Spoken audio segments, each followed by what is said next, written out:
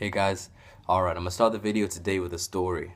Well, first of all, those of you who know me, I'm into my training and I love to do that sort of thing.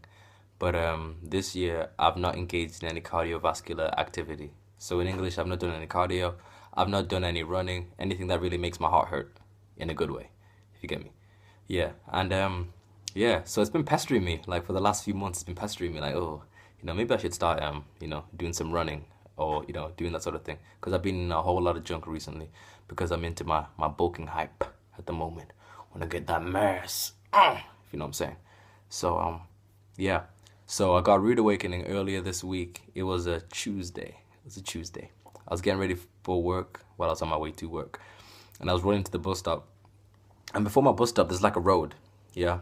And I saw the bus stop pull up to the stop, and I was like, oh, I quickly crossed the road. The bus driver can see me. I can see him. We've made eye contact. We've engaged. Yeah, so I'm like, oh, going over to the stop. And as I get towards the door, he decides to close the doors. Ha. So I look at the bus stop. Well, not the bus stop. I look at the bus driver. He looks at me, and we both know it's on. It's a race. So the next bus stop isn't actually that far. So he starts pulling away. I start breaking into my sprint. I'm going right, side by side with the bus. I'm looking at the bus driver. He's looking back at me. People on the bus can see me now. They're looking and saying, "Oh, it's a race." Yeah, you know what I mean. So it's on, and I'm running. And then like 30 meters into the sprint, my heart starts hurting, and I'm like, "Yo, oh God, what is this?" Yeah, and it starts slowing down. Oh, and it was so embarrassing. The bus driver pulled away, and everybody could see me. All the people on the bus were like, "Ah!" You know what I mean? You can see him. Those rude kids, they saw me. But anyway, my heart started hurting. Like, yo, it's hurting. Not like a good hurting, the bad hurting. If you've experienced it, you know the bad hurting. And I'm breathing hard. I'm like, yo. And in that moment, I realized many of us have to wait for things to get real bad before we choose to make a difference. So when my heart was hurting, over all those weeks, I was feeling, yo, I need to start doing something to, get healthy. I need to start running. I need to start doing some cardiovascular activity.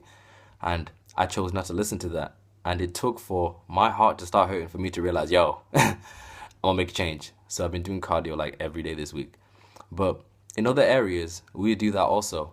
We wait for things to get so bad. We wait till we're like rock bottom before we decide, okay, I'm going to make a change. Okay, I'm going to stop doing this, or I'm going to stop hanging out with this person. And we do this in so many different areas. So like think of it in relationships, for example. You have indicators, you have warnings. So one indicator is your emotions, for example. Like feeling negative emotions is not a bad thing. It's a good thing that you feel emotions because emotions are there to tell you that something's up and something needs to change.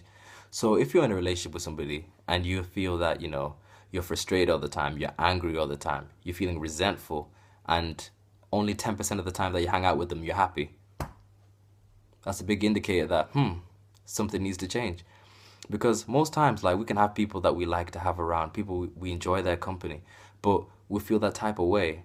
We feel, our emotions are telling us that, oh, the majority of the time you're unhappy, you're frustrated, you're resentful, and you choose not to listen because you enjoy that person's company. Down the line, it will lead you to a place that you don't want to be in.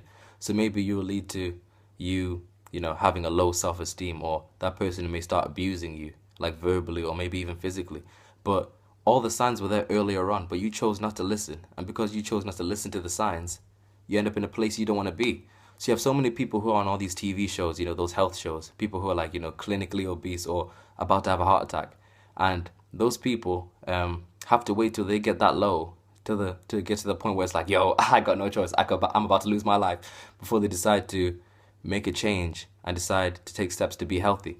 You know what I mean? But all the indicators were there because you can hear them when people say it. They say, I need to start eating right. I need to start exercising. And they know, but they choose not to listen to the indicators, choose not to listen to their bodies. And then they find themselves in a place that they don't want to be in. And another indicator is your peace as well. If you haven't got peace about something, don't go for it. Because that's another indicator that's telling you, yo, something ain't right and you need to change. Because when you don't listen to your indicators, when you don't listen to your emotions, when you don't listen to, certain warning signs, you find yourself in a place you don't want to be. And then you get slapped in the back of the head and you're like, oh, okay, I'll change. And you got to wait till you get that low. But you save yourself so much time and so much pain if you just listen. So listen to the indicators, okay? I'm done.